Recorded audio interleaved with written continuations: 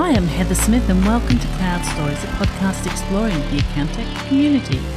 Today, I'm sharing with you a panel discussion on the topic Leveraging Technology, Standing Out from Your Competition and Saving Money. This was produced by the Accounting and Finance Show Malaysia 2021, and I was the panel moderator for the session. During the session, some of the aspects we discussed included how border restrictions have pushed businesses to the cloud and a borderless environment. So the restrictions have opened up opportunities for them. How these expert panelists attract multi-generational businesses that have traditional parents and innovative children. How branding the business as technology savvy has helped to attract suitable talent. And we also polled the audience about what factors were stopping them from leveraging technology or implementing technology. Our expert panelists were Jovani Chinniah, founder of Jovani & Co. Chartered Accountants, Shong, a management accountant and founder of Red Beak, and YC Eng, a certified financial planner and managing director of Yes Boss. They were all based in Malaysia, and as we learnt through the discussion, Malaysia has different requirements when it comes to storing digital receipts. I love it when we discover these nuances because while some locations are ahead in some areas, others excel in other areas, and we can all learn about what they are doing and how we could perhaps take the benefits and learnings from them. The session initially starts with an introduction from Laura Picard, Conference Manager at Terrapin. Terrapin is a global events company promoting innovation and technology. I encourage you to Google them and register for any upcoming events that may be of interest to you. As many are currently running virtually, you have the opportunity to attend their global events. I also encourage you to stay up to date with the Accountech and Modern Practice news by signing up to my newsletter at heathersmith.com. I hope you enjoy the panel's discussion. So without further ado, I will now hand you over to Heather, who will kick off the introductions. Over to you. Thank you so much, Laura. That was a fabulous introduction. Really appreciate that. And hello to everyone. So you're attending a webinar presented by the Accounting and Finance Show Malaysia. And today our panel are discussing the topic leveraging technology to stand out from your competition and save money. And I'm Heather Smith, and I'm your moderator for today's session. So towards the end of the session, you'll have time for Q&A. And you may have, if you have any questions, please ask them in the chat area below. To start with, Laura has launched the poll questions. So please, if you can see them, have a go at responding to them so we can get to know you a little bit better. So while that's happening, I'll let you know a little bit about me. I'm based here in Brisbane. I run a digital practice for over a decade, and I say my practice fits in my handbag and I can work from anywhere and my clients can be anywhere. I host a podcast called Cloud Stories that explores the digital ecosystem. And you can connect with me. Let's see if I can do that correctly there. You can connect with me there. So that's enough about me. I'd like to invite our expert panelists to join me. And excellent. Hello, everyone. Awesome to see you. Now, I'd like to ask you if you could briefly introduce yourself.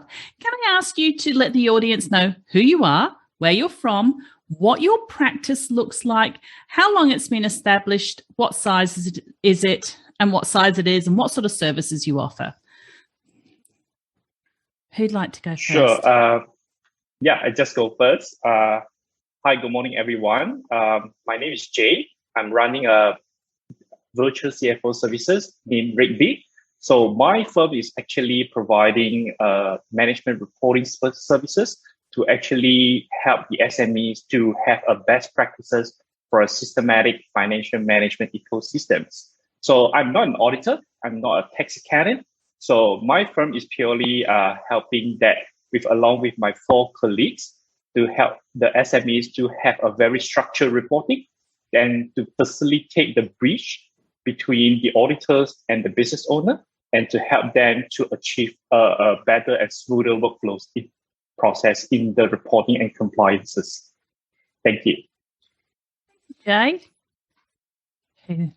Okay, I'll do the second one. Hello, everyone, and thank you for attending today's session. I'm Jovani from Jovani and Chartered Accountants. I'm from Mauritius and have been in Malaysia for the last 12 years.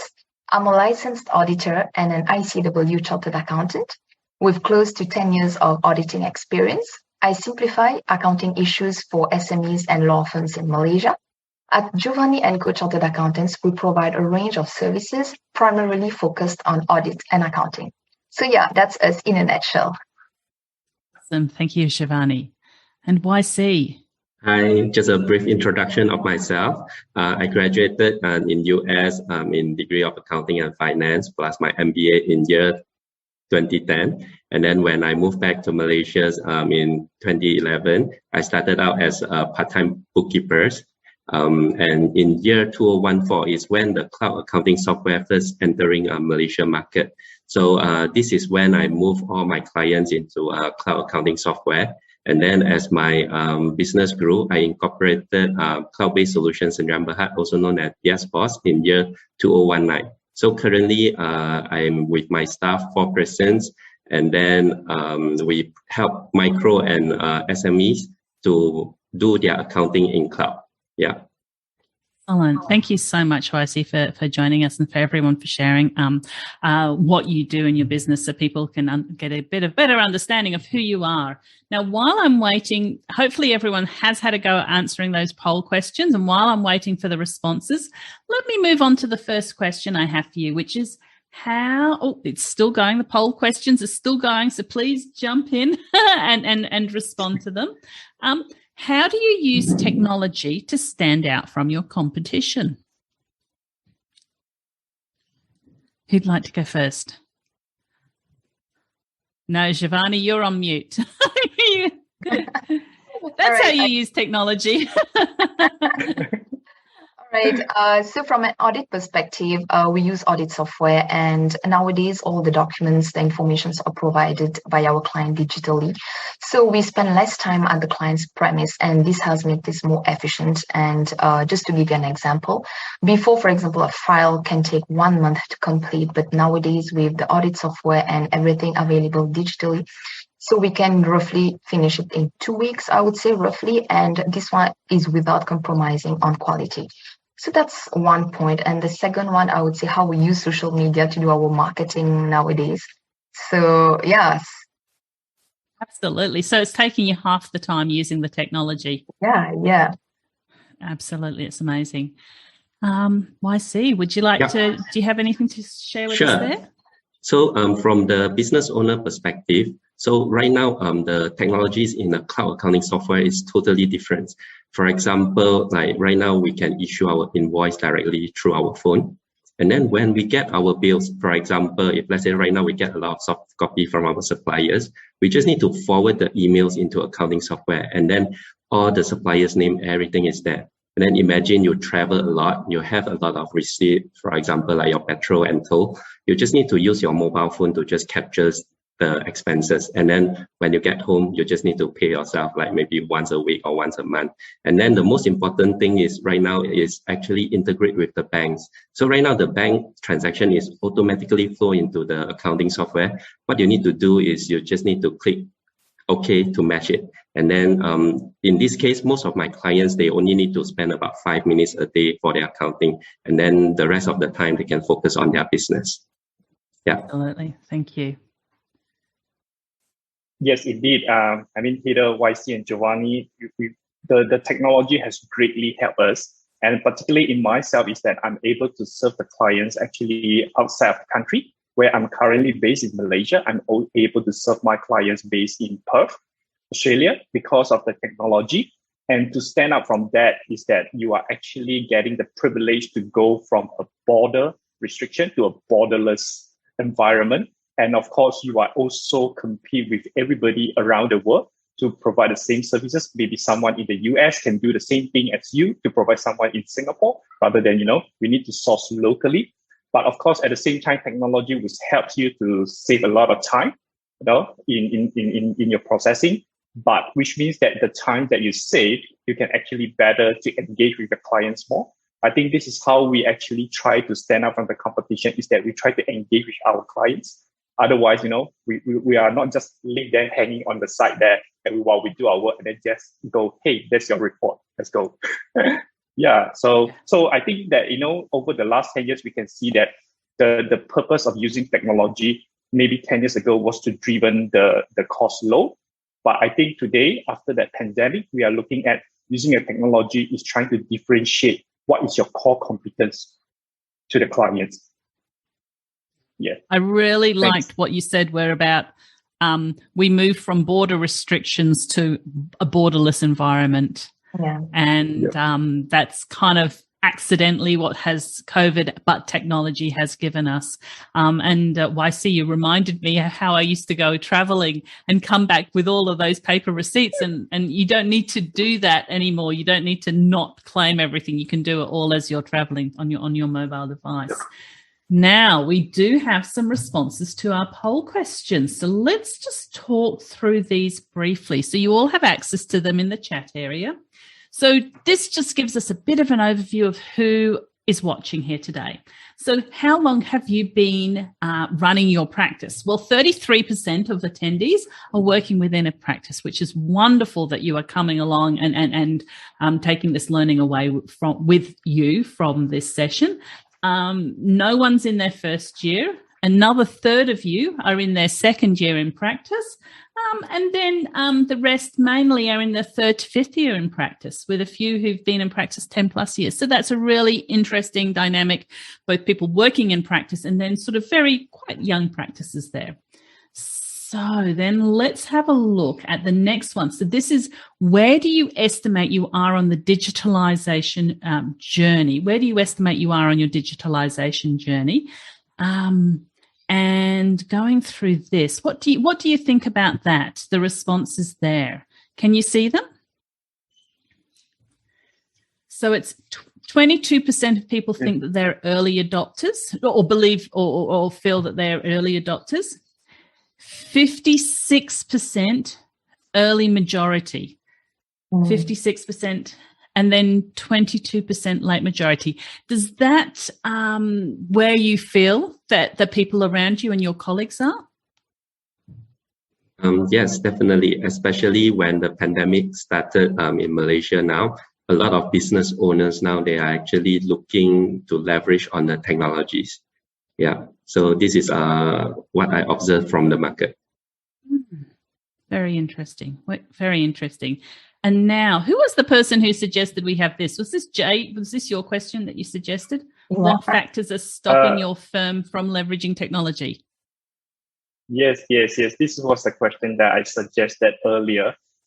Because I think that the reasons that we are having this discussion today is because we are also facing the issues. That's what actually the poll does.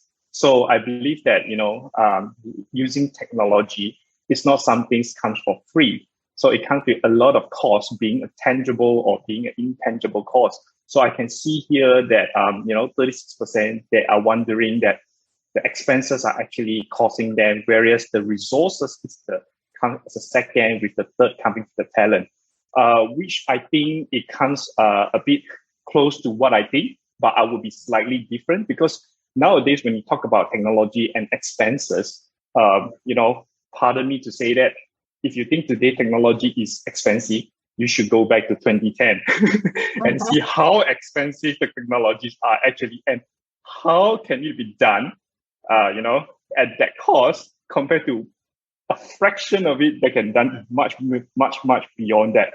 But I do agree with that. Resources and the talent are the next crisis that we are going to face when the technology use is coming out. For the fact that, we understand that when doing business, you only get two problems. One is the operation problem, one is people problem. Technology solves the operation. Now we have people's problem. Yes. Yeah, absolutely. Does anyone else have any comments on that? Just maybe to add on one thing, maybe the software provider, because I liaise a lot with the business owner, and then maybe the software provider, they can consider to come up something like maybe entry levels for the users to enter at a lower pricing. And then another one is more advanced, with there is more features available to the mass market. That way, a lot of business owner, the entry level is low, so that it's easier for them to adopt the technologies. And then once they feel it and then they experience it themselves, then they might look more features. Then maybe they can go for the more advanced subscription or something like that. Yeah, absolutely. And I think that a case study really needs to be written for the expense, so they really understand what the actual expense is. And we're accountants, we can do that. We can dig down and see, because the expense is beyond the dollar figures. So I'd like to go on and ask you, we're talking about how you're standing out from your competition leveraging technology. Many of the accounting solutions out there, they encourage you to put badges on your website and certifications in your marketing material. Are you doing this? Do your clients know what they mean? And what are you doing when, for instance, Receipt Bank changed to Dex, etc.? What are you doing about the logos? Are you going in and changing them all?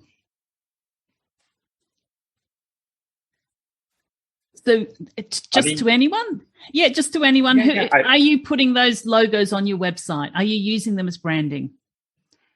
To me, yes, I did. So if, let's say, for Receipt Bank, they changed to Dex, I would still update the logo to Dex. For example. So, we will keep trend. We will keep changing and evolve with the accounting badges as it move along, simply because we understand that the badges are trying to showcase to our clients or our prospect that we are actually adopting technologies in our services. It's not like, we are not expecting you, because at the same time, we are also trying to convene a message to our prospect, is that we do not expect manual copies coming from you anymore. We probably expect a Google Drive link or maybe a OneDrive link, I think this comes of the mutual benefits between what the client is looking for and at the same time what the practice owner are looking for the clients.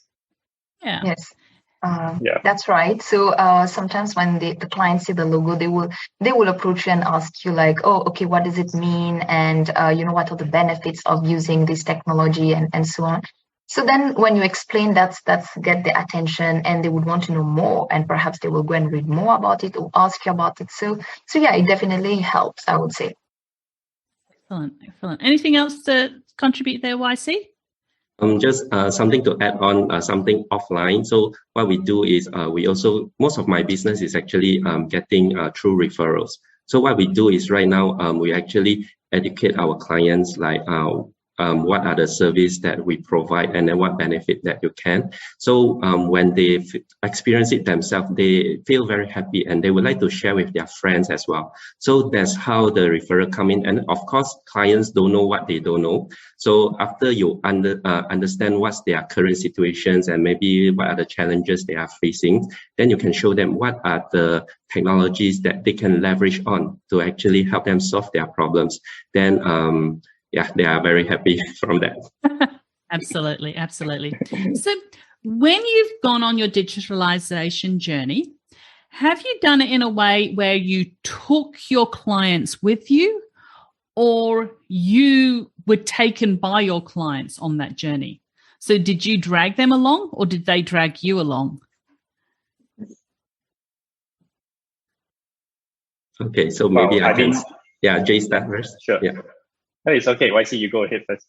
Okay, so maybe from my personal experience, the most important one is actually the business owner or the person in charge, whether they have the determination to change or not. Because whether the technologies is something implementation can be successful or not, the majority is depend on them. Because technology is something that is already available there. It's just that sometimes they need to change some of their old practice to leverage on these technologies for their business. So I think the most important one will be still the determination of the business owner or person in charge, whether they want to go for a change. Yeah. Anything to add to that? Yeah. Okay, I'm not on mute. Especially this pandemic has made people realize how digitalization is very important. And I would say that nowadays clients, if they are well guided and the tech support is there, they are more willing to, to follow you in in the process. So that's based on my experience. And yeah, most of my clients have followed me in this. Yeah. And I imagine with auditing, it's better for you to be able to audit them if they are using technology that you can actually dig in and rather than if you end up at a paper office, you're like, this is going to take us a long time. Yeah, and instead of like the staff sitting in front of piles of documents, now when it's available, online, it's much more easier to just go through. And of course, certain documents still need to be verified, the physical one, but mostly if it can be done digitally, why not, right? It's more efficient. Absolutely. Awesome. Thank you for that, Jovani. Anything to add there, Jay?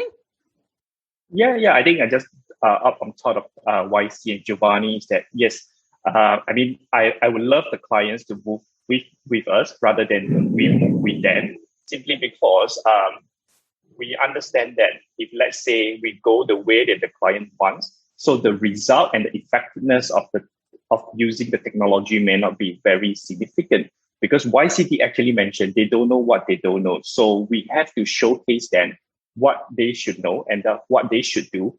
It may not be perfect in the first place, but at least along the way, we can help them. We work along with them, then we will actually help them to be success, to be incorporated with the technology. Just like Jovani said, a lot of times client will say, okay, I still need paperwork to do the audit, to do the verification, to do the sightseeing. Yes, that's required by law, but that does not deter you from having that technology. Because what, Jovani can say that I can view your things online first to do my paperwork. After I'm coming back to the finalization, can I look at the hard copies just to double check? But let's say Jovani says that, you are the very low risk profile, you don't mix your personal expenses with your business expenses. You're very low risk.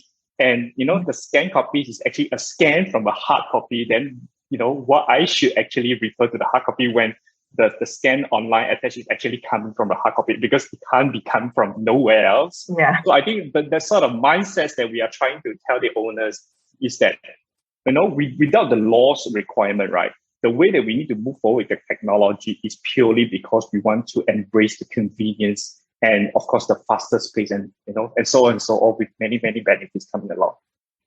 Yeah. So we have had a question in which actually ties in with what you were saying there, Jay. Are you aware whether the Malaysian Inland Revenue requires you to keep the original source document or the original receipt, or is that digital version okay? Or is that digital version acceptable? Because personally, I'm not a tax accountant. I cannot. No. Does anyone know that? Very yeah. That's okay. But YC, are you across that? Maybe. I'm working with an auditor, but so far, based on my experience, when they come to audit, they will just go through the soft copy, whatever they have. So, of course, by law, from my understandings, if let's say they request a hard copy, then maybe you need to provide. But right now, in the current situation, a lot of them we receive is all in the soft copy invoices already. It's no longer hard copy anymore. So, and by soft copy, you mean digital? Is that what you mean? Digital, yes. Okay. They send it through via emails and stuff like that. So no point for us when we receive the digital copy and then we print it out to put it in the ring file. Then maybe one day someone might want to look at it, but you already have the soft copy there. Why don't you just leverage on that? Yeah.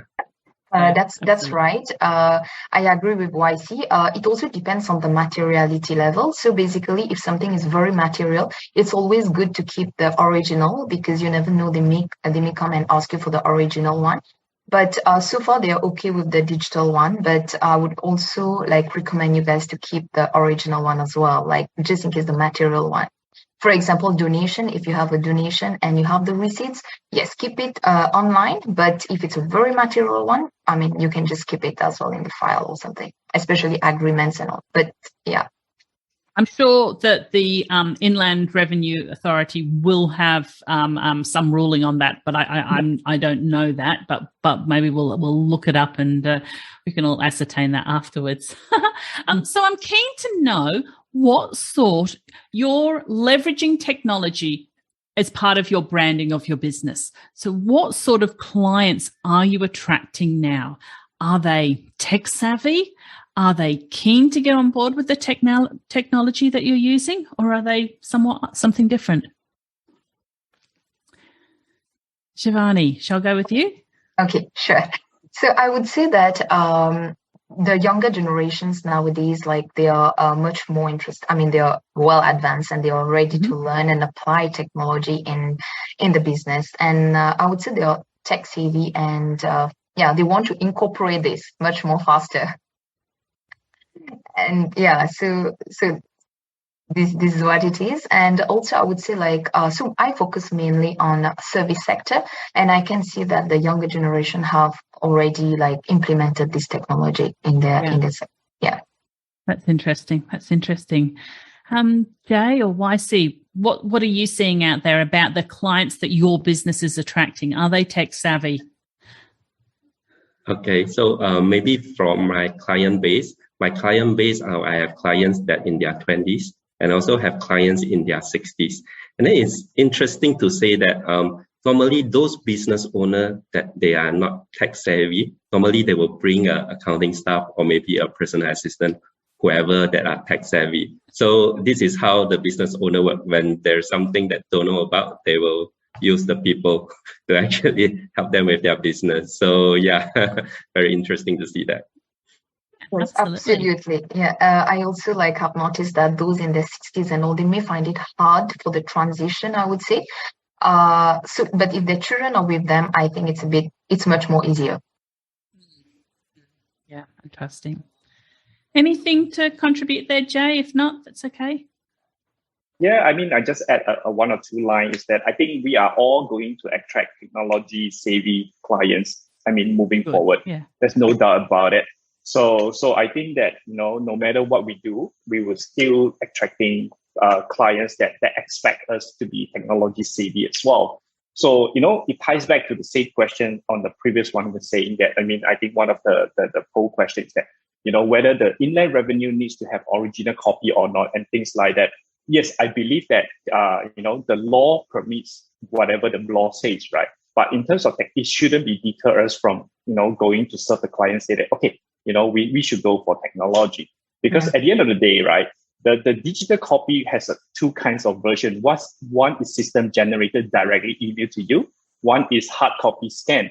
So YC mentioned that it's correct. If you receive it in the digital version, there's no point to print out and put in the ring file because the original is still original as a digital copy. But the hard copy, no matter how, it's not like I'm asking you to scan and then just burn it off into the dustbin. You still have to keep it in the ring file and just keep it, whatever the laws requires to stay, like 7 years of keeping the records. I think in Australia it's 5 years. It's that when you go to a pump of petrol or on having a receipt, I don't think they will give you electronic copies yet. So you still have to snapshot it, but the hard copies. Yeah. So in Australia, I don't keep the hard copies in Australia. Everything's digital for me. Okay. So I have no paper. Yes. So I think ultimately the officers coming from the inland revenue will have to, depending on the situation, what he sees. So we can't tell about them. So that is their choice. So Yeah. Thank you for that, Jay. So I'm interested to know how you go about attracting a multi-generational business that has traditional parents, but innovative children who are ready to make changes and be involved in the business. How do you navigate that? How do you attract that? And how do you work with them? Okay, maybe I can share my own personal experience. Actually, my family business, we have a transportation business, which is I'm the third generation. So I still remember a few years back when Malaysia started implementing this online banking, which you can actually transfer fund online. Then the concern is, if I transfer online, is it possible that this fund can be transferred by someone else to anyone else, like in the market? So what I did is actually we have a few divisions. So why don't you give me one bank account which I can implement online banking? Then I will transfer. Then my dad started to see why I have to line up in the bank while you're just sitting at home, just do the transfer. Then after a few months later, then my dad will start asking, hey, can you help me to transfer? I don't want to go to the bank to line up. So this is something like that. Then of course I understand what's the first generation or the second generation, what's their thought, because they're already in the industry for maybe 20 over years. And then you are just maybe first year in the business. And then, of course, those concerns, you need to listen, and then you need to understand. And then you need to actually give them a solution which comfort them. So this one is something that cannot be rushed. And then this one is like, we have to work together and then adopting the new technologies. So that's my sharing. Thank you, YC. And I think the listening part is so important, and just working with them. Yeah. Awesome. Did Jay or Jovani, did you have anything that you'd like to suggest there?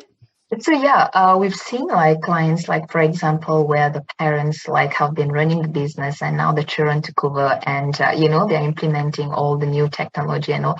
To be honest, I think for the parents it's a bit hard sometimes for the transition, but definitely the pandemic has made them realize how important digitalization is, and now gradually, slowly they are moving towards it. And I would say that the children are helping them. And a few cases we've seen where the children are taking over the tech part, and where the parents are focusing on other parts, perhaps getting clients into the business and so on. So this is what I've seen recently. Yeah, no, it is very interesting. And, hopefully it's somewhat comforting for them to have someone they trust in the business to pull them along. Mm-hmm. So, yes. Jay, I'd like to ask you a question. You've likened investing in technology to a dividend reinvestment plan. Do you remember that? Yes, I do that. I do remember that. What do you mean by this? Okay, I think all of us who knows, like, when investing in the share market, there will always be a dividend, and there will always be a dividend reinvestment plan that's offered by the corporations. So I was always linked it to investing technology, is that you need to recontribute back to your bank, what is called your piggy bank of technology, to reinvest it for the future growth, because that's what the purpose of dividend reinvestment plan for the corporation is, because they don't want to just give you all the dividend in cash. They want to actually ask some of the cash back, but they can't just say they don't give you dividends. So otherwise you say that, you are earning so much money, I can't get a bit of share. So similarly in technology, we know that technology is going to help us, but we need the funds to grow. So instead of just saying that, we want to invest in technology, we done all the proposals, seeking approval, and then we look at, the total cost is that X amount. Because the technology software itself may not be expensive, but the training of the people and times that actually, get the people up and running, everything is actually a cost as well that you may face in the business disruptions, as well as your, customer experience may be slightly affected. Like whenever I had a client who actually implement a new technology, they would say, I'm losing invoices. That's pretty normal. That's pretty normal in the sense, because the syncing wise is not working properly. So I think by reinvesting, that means that it's not just about the fund, but at the same time you're investing in the people. So I think that's how I link that two together, and would like people to take on board on that, is that you need to prepare for the future rather than, just go in. When the COVID hits, we realized that many businesses just go rush into technology, and we just pick somewhere here, A here, B there, C here. And then when they try to put together ABC, it's not working and not talking to one another. Yeah. I think it's a really interesting take, and I think that it helps people look at things a different way, and then understand what is happening there. So I have the big question for you. Has embracing technology saved you money? And if so, how has this been achieved? So should I come to you, YC, first of all, to answer this? Okay, yeah, sure. One interesting that I noticed from the business owners, sometimes they try to save like this few $100 just to save it. They want to do it themselves. Then maybe one question I would like to ask them, are you the business owner that drive the company, or are you the data entry person that key in all the accounting data? So right now, especially with the technology now, everything can be very simplified, and then it's all on a real-time basis. And then the time, I would say the things that you save most is actually your time. Your time, you can actually use that to actually focus on your core business and then to generate more income. Like a software subscription is just like maybe 100 ringgit per month. And then how would it cost you? Maybe one transaction of your sales already cover the whole month subscription cost. So yeah, that's my take on that. Thank you, YC. Jovani, do you have anything to contribute there? Yep. Okay. When it comes to, again, audit, right, and I mentioned before, so one file usually, let's say, takes 1 month, and nowadays it can be done in 2 weeks, right, let's say. So this, like, when it comes to audit, time cost is a key factor, and in 1 month, then more files can be completed, of course, without compromising quality. And I would say this is also helping us to save on paper. We don't have to print like multiples like of papers, and also saving the time, like less time can be spent at the client's place, right? Traveling time and so on. So definitely there is saving. Yeah, absolutely. Thank you for that, Jovani. Jay, anything else to add there? I think just add one more on top of YC and Jovani is that I think we understand that the saving part doesn't really come from tangible side, but actually from the intangible internally that we actually save in terms of time, cost, the simplicity and everything that we actually enjoy. And, we all understand that, when we do business, we need to spend a lot of time to do prospecting, to do sales and marketing. That doesn't actually yield any results. But many business owners will still rush into it. They know that, I'm talking to you today, we're not thinking that you will be my clients in the future, but I will still do it because I hope that I can get your revenue one day. But the fact that, vice versa, we look back internally, if we know that technology can save us all this prospecting, they give us more prospecting time, but we do not want to invest so that we don't have to go home and say, I have this, have to review, that have to process, client has a question, no one can take it care of, and things like that. But, we all have the same thing. We only have 24 hours. So we need to make use of the time. And the only way to give us more time is actually embracing technology. Yeah. And time is finite. We cannot expand on time. And I'm always of the opinion, if I can find something that will save me time, then I will pay for it. And then I will work out whether that was value, but I will always try and embrace it and pay for it if I can. Yes. Now, we have had another question from the audience, which I'll bring in just quickly. And if we can just touch on it briefly. What are the risks for traditional accounting firms that prefer not to move to the cloud, who prefer not to embrace technology? So what are the risks for them? Who'd like to have a go at that one?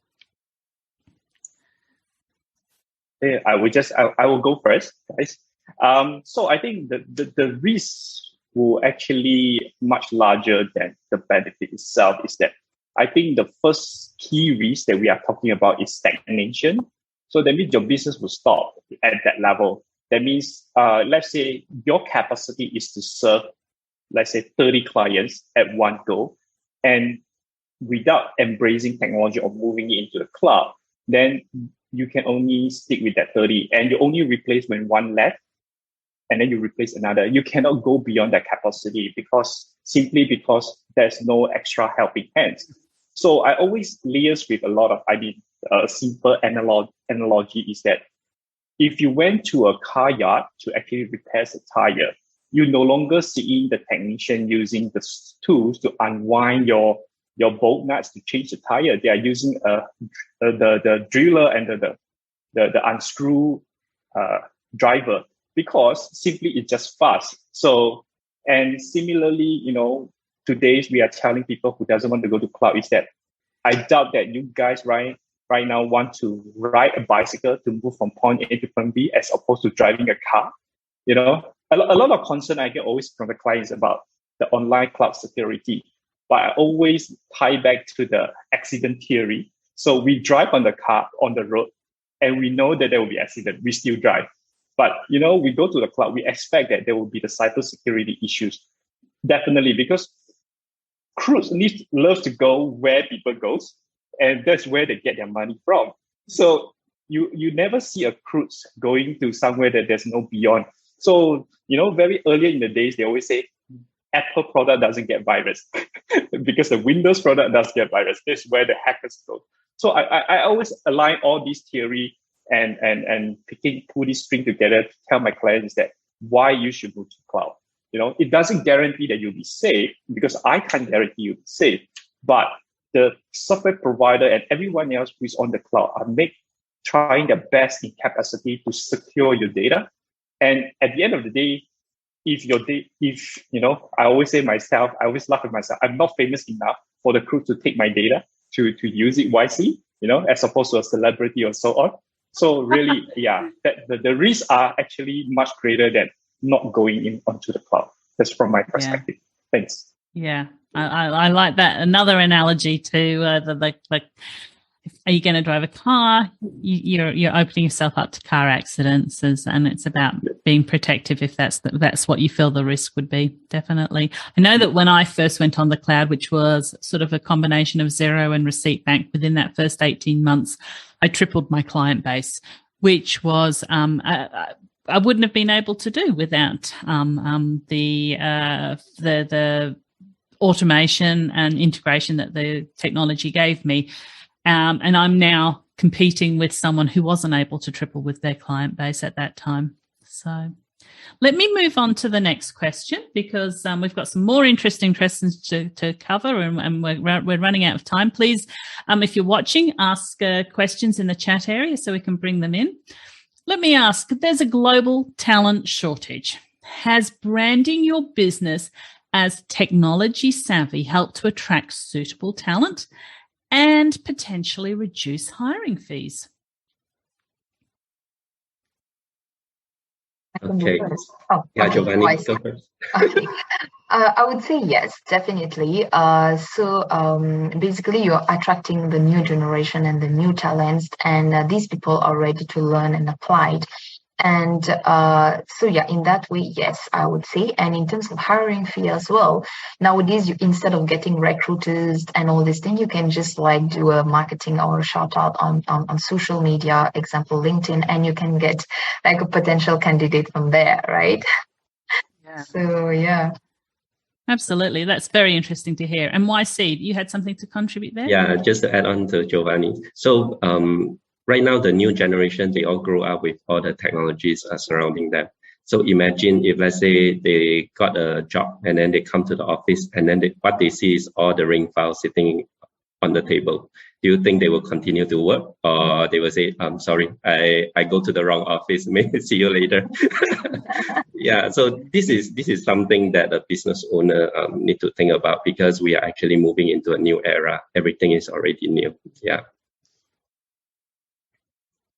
Yes, indeed. I mean, I just add on top of that is that personally, I think you will get a sense of achievement from the staff that you are hired, simply because they realize that they can do things very easily. Then that means they have more time, and you will see that they've been idling there, and they may be having to take up more challenges than what they think they should. Because, for example, if I get a graduate candidate right now, normally in the past, we might expect them to do bookkeeping, data entry, and things like that. But because of the automation, then definitely it's either that you give them a lot of clients to fill up the time, or you give them a moderate amount of clients, but use the remaining time to groom their analysis and capability skills, that in the sense it will be helping you on the side way to, especially when the clients come, right?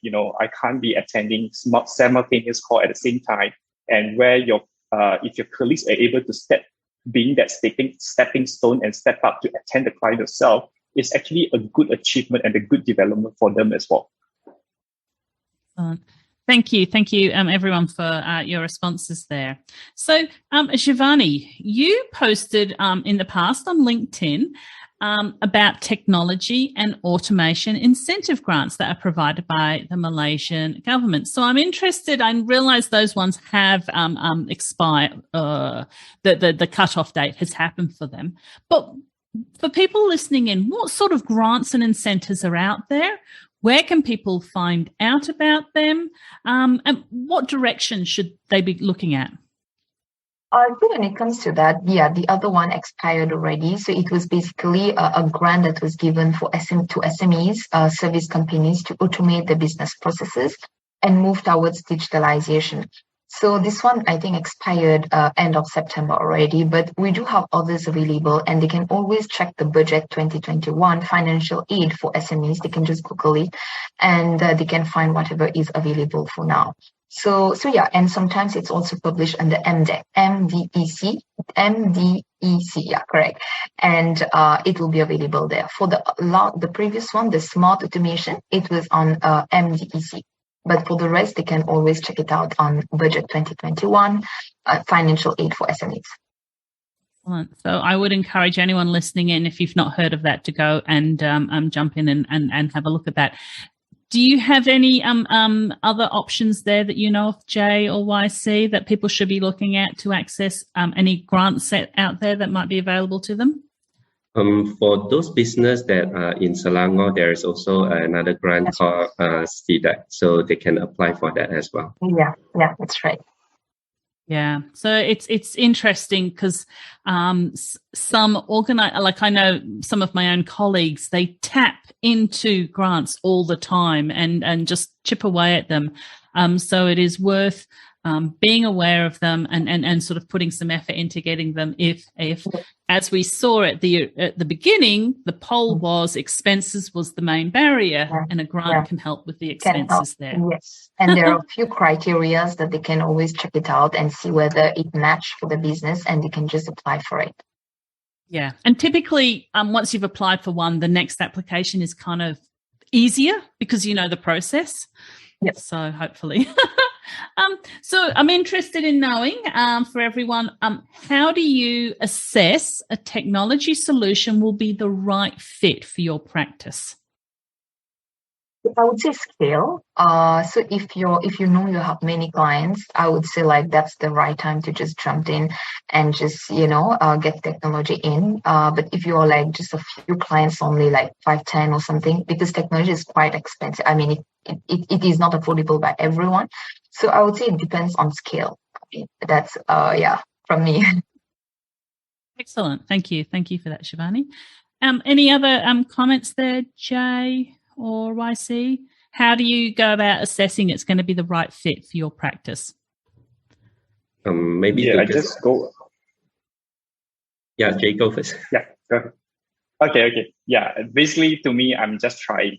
I just keep on trying all sort of software that's available in the market, and then to find out what is the capability of the software it's being able to provide, and then later on I will only pick that that's one that suits my Yeah, and then for me is we need to be very clear what we want to achieve, and then normally right now most of the software they come with the trial version, and you can actually involve your teams to actually try it out and then see whether it's good to proceed or not. Okay, awesome. How do you ensure that if you're embracing technology and using technology in your business, that you're giving your clients an amazing experience as well? How are you ensuring that that's happening?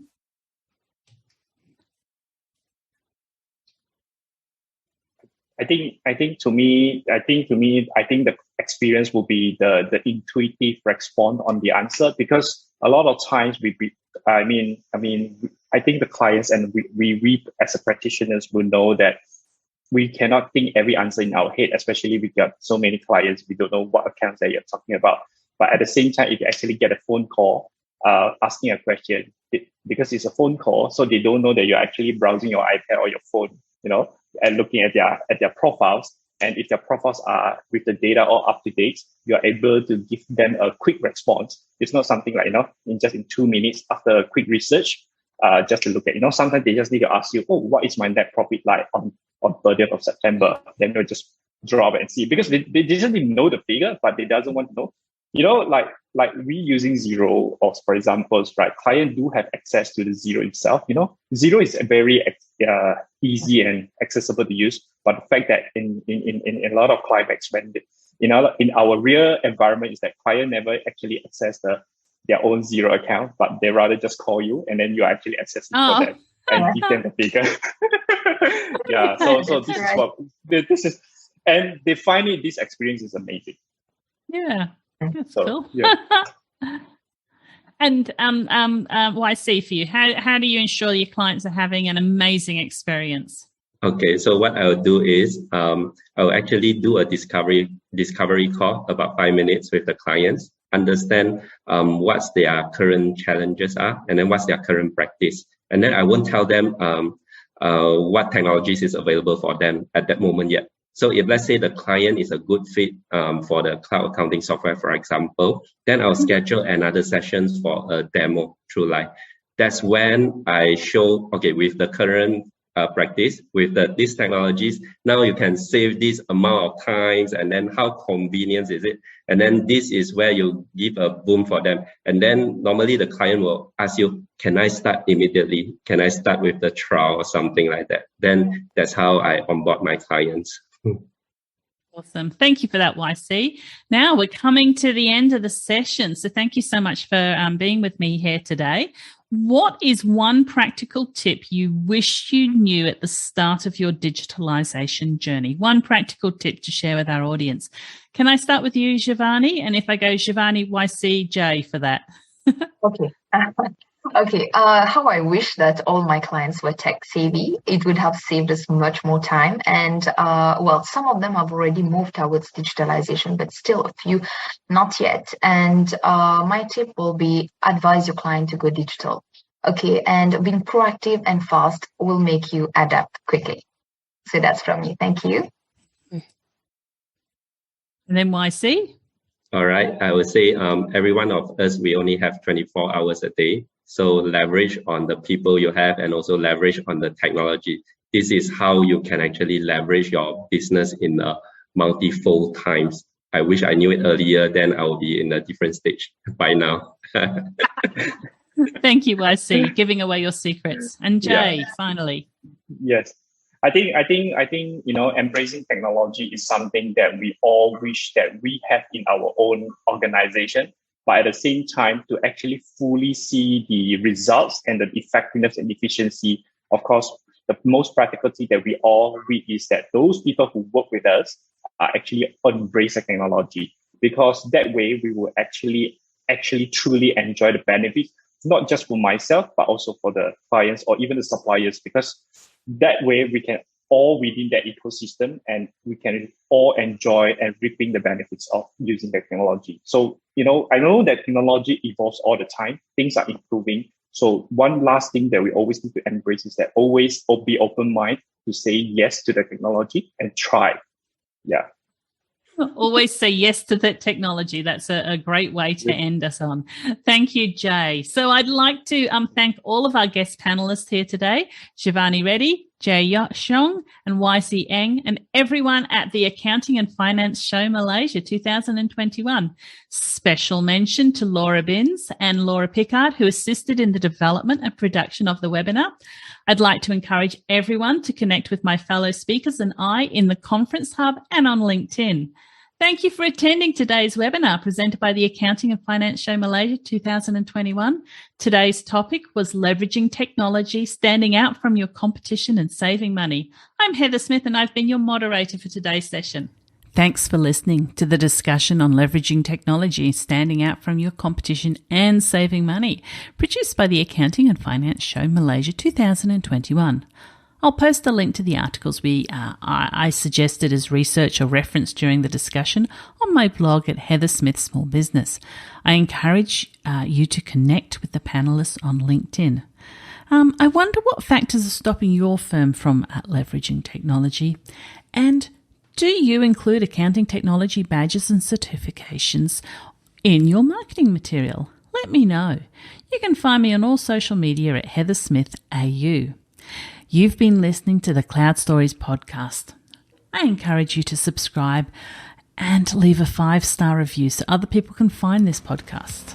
Stay up to date with the curated content I'm sharing by signing up to the Account Apps newsletter, available at heathersmith.com.